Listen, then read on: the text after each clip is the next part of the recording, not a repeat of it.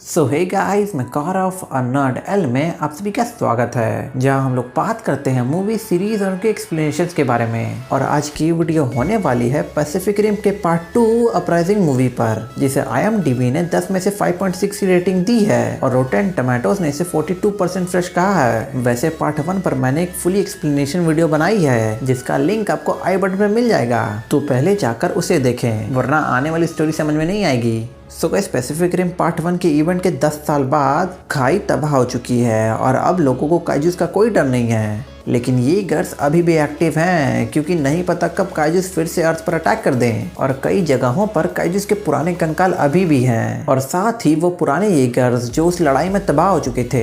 लेकिन इसी में हम जेक पेंटिकॉस्ट को देखते हैं, जो मार्शल स्टैकर पेंटिकॉस्ट का बेटा है, जिन्होंने अपनी जान देकर खाई को तबाह किया था। लेकिन इधर जेक का कैरेक्टर मार्शल स्टैकर पेंटिकॉस्ट से बिल्कुल अलग है, जहाँ उसने ईगर कैडेट बनने की ट्रेनिंग छोड़ दी और पुराने ईगर्स के पार्ट को चुरा कर बेचने लगा, जिससे वो एक बढ़िया जिंदगी जी रहा था। लेकिन एक दिन एक येगर के पावर कोर को चुराते समय उसकी मुलाकात अमारा नयानी से होती है, जिसके पेरेंट्स एक काइजू अटैक में मारे गए थे। और अमारा ने सिर्फ कबाड़ से एक सिंगल पायलट वाला येगर स्क्रैपर बनाया था, लेकिन उस येगर को चलाते समय उसका सामना नवंबर एजेक्स नाम के एक येगर से होता है, जो जेक और अमारा को स्क्रैपर से बाहर निकलने के लिए कहता है, क्योंकि वो दोनों एक बिना रजिस्टर्ड येगर चला रहे थे। लेकिन अमारा नवंबर एजेक्स की बात नहीं सुनती और वहां से स्क्रैपर के साथ भागने की कोशिश करती है, पर नवंबर एजेक्स उनके येगर को शॉक देकर वहीं गिरा देता है। और तभी वहां पैसिफिक डिफेंस कॉर्प्स के कुछ सोल्जर्स आते हैं और जेक और अमारा को पकड़ लेते हैं। जिसके बाद जेल में जेक की सौतेली बहन माको मोरी,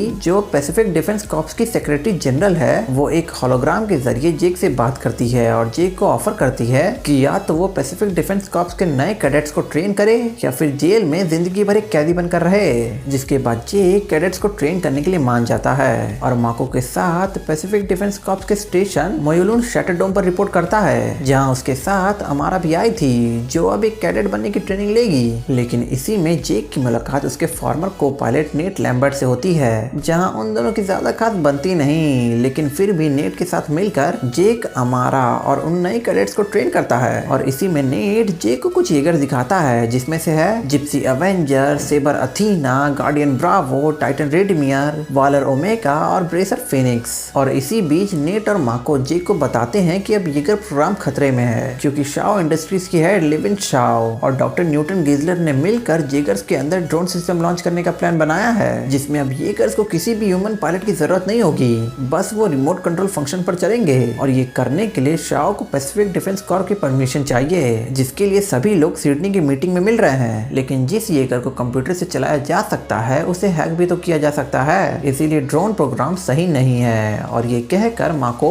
सिडनी की मीटिंग में ड्रोन्स के ऑथराइजेशन के लिए जाती है, लेकिन जाने से पहले वो जेक से ये रिक्वेस्ट करती है कि वो इस मीटिंग को अटेंड करे और जिप्सी एवेंजर में नेट के साथ जुड़ा करके सभी को दिखाए कि बिना किसी भी ह्यूमन के येगर्स कुछ भी नहीं है। और अपनी बहन की बात मानकर जेक नेट के साथ जिप्सी एवेंजर में मीटिंग अटेंड करता है। लेकिन तभी समुद्र से वहाँ एक और येगर ऑब्सिडियन फ्यूरी आता है और जिप्सी से लड़ने लगता है, जिसकी वजह से सिडनी में बहुत तबाही मचती है। और इसी बीच जब माको का हेलीकॉप्टर वहाँ से जा रहा होता है, तो अब ऑब्सिडियन फ्यूरी उस पर मिसाइल से अटैक करता है, जिसकी वजह से माको का हेलीकॉप्टर नीचे गिरने लगता है। लेकिन जेक उसके हेलीकॉप्टर को पकड़ने के लिए एक लंबी जंप मारता है, पर हेलीकॉप्टर को क्रैश होने से रोक नहीं पाता, जिसमें माको मारी जाती है। लेकिन कुछ येगर्स को अपनी तरफ आता हुआ देखकर ऑब्सिडियन फ्यूरी फिर से समुद्र में चला जाता है और माको की डेथ की वजह से शाओ इंडस्ट्रीज को इमरजेंसी सिचुएशन के लिए ड्रोन येगर बनाने का ऑर्डर मिल जाता है, जिसके बाद शाओ और न्यूटन लग जाते हैं येगर्स बनाने में। लेकिन इधर हरमन सभी को बताता है कि माको ने मरने से पहले हमें एक मैसेज भेजा था, जिसे डिकोड करके हमें एक लोकेशन का पता चला है, जो रशिया में एक पुरानी येगर फैसिलिटी है, और हो सकता है कि ऑब्सिडियन फ्यूरी वहीं से आया हो। लेकिन तभी इधर हम न्यूटन को देखते हैं, जिसके पास अभी भी वो पुराना काइजू ब्रेन है, जिससे वो अभी भी जुड़ाव कर रहा है। जिसके बाद इधर रशियन फैसिलिटी में जेक और नेट जिप्सी एवेंजर में पहुंचते हैं, जहां उनका सामना ऑब्सिडियन फ्यूरी से होता है और उससे लड़ते लड़ते आखिर में वो ऑब्सिडियन फ्यूरी को हरा देते हैं। जहां उस हेलमेट को खोलते ही उन्हें एक काइजू का दिमाग मिलता है जो उस येगर को कंट्रोल कर रहा था। और रिसर्च के बाद हरमन को ये पता चलता है कि ये काजू ब्रेन सिर्फ एक क्लोन है। और इधर अमारा अपने कुछ दोस्तों के साथ ऑब्सिडियन फ्यूरी के अंदर जाती है, जहाँ उसके वायर्स को देखकर उसे पता चलता है कि ऑब्सिडियन फ्यूरी के पार्ट्स शाओ इंडस्ट्रीज ने बनाया है, जो अब ड्रोन येगर्स लॉन्च करने वाली है। जिसके बाद अमारा जेक को पूरी बात बताती है, लेकिन कुछ करने से पहले शाओ इंडस्ट्रीज के बनाए येगर्स पूरी दुनिया के शैटरडोम्स पर रिपोर्ट करने पहुंचते हैं। और देखते ही देखते वो ड्रोन येगर्स हाइब्रिड काजूस में बदल जाते हैं और शैटरडोम के हर एक येगर पर अटैक कर देते हैं। और जब हरमन न्यूटन को ये सिचुएशन बताने पहुंचता है तो अब उसे पता चलता है कि न्यूटन ही इन सब के पीछे है, क्योंकि काजू के साथ बार बार जुड़ाव करने की वजह से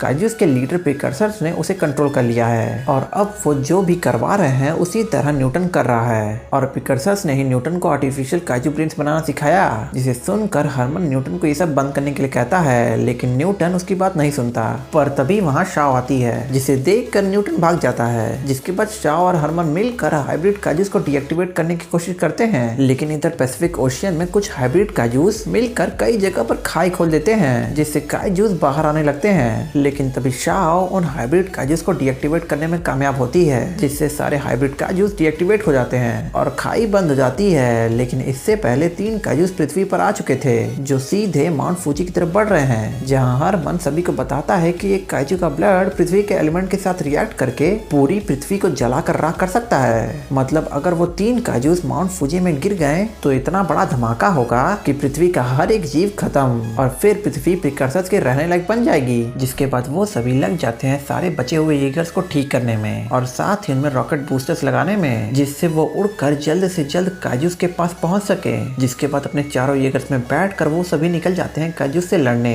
जहां पहुंचकर वो काजूस से लड़ते हैं और उन काजूस को आराम से हराने लगते हैं। लेकिन न्यूटन दूर से ये सब देख रहा होता है और वो सीधे छोटे छोटे ड्रोन्स को लॉन्च करता है, जो उन तीनों काजूस को मर्ज करके एक बड़ा मेगा काजू बना देते हैं। जिसके बाद वो मेगा काजू सारे येगर्स को आराम से हराकर ब्रेसर, फिनिक्स, गार्डियन ब्रावो और सेबर अथीना के टुकड़े कर देता है और जिप्सी अवेंजर को इतनी तेज मारता है कि नेट घायल हो जाता है। जिसके बाद वो मेगा काजू माउंट फूजी की तरफ बढ़ता है और नेट के घायल होने की वजह से अमारा जेक के साथ जिप्सी को कंट्रोल करने के लिए आती है। लेकिन इतने में वो मेगा काजू माउंट फूजी तक पहुंच जाता है। तो अब अमारा का पुराना येगर स्क्रैपर वहां आता है, जिसे शाओ कंट्रोल कर रही थी, और वो जिप्सी के हाथों में एक रॉकेट वेल्ड कर देती है, जिसे स्टार्ट करते ही जिप्सी उड़कर उस मेगा काजू के पास पहुंच जाता है ताकि एक बड़ी टक्कर मारकर उस मेगा काजू को मार सके। लेकिन जब जेक अमारा के साथ जिप्सी से बाहर निकलने का सोचता है तो अब जिप्सी का एस्केप पॉड काम नहीं करता। लेकिन तभी स्क्रैपर वहां आता है और जिप्सी के अंदर एक छेद करके अमारा और जेक को बचा लेता है। और देखते ही देखते जिप्सी सीधे उस मेगा काजू से टकराता है और उसे मार देता है। लेकिन इसी के बाद हम शैटरडोम में न्यूटन को देखते हैं, जिससे जेक पूछताछ कर रहा था, जहां न्यूटन जेक से कहता है कि प्रिकर्सर्स नहीं रुकेंगे जब तक पृथ्वी तबाह ना हो जाए। जिसे सुनकर जेक कहता है कि इस बार हम प्रिकर्सर्स पर अटैक करेंगे। So guys, Pacific Rim movie की कहानी यहीं तक थी। और अगर आपने वीडियो लास्ट तक देखा तो कमेंट में मुझे NL लिखकर जरूर भेजना। और होप सो आपको पसंद आया। अगर पसंद है तो लाइक करो, शेयर करो और चैनल को सब्सक्राइब जरूर कर देना। तब तक के लिए मिलते हैं आपसे एक नए वीडियो में।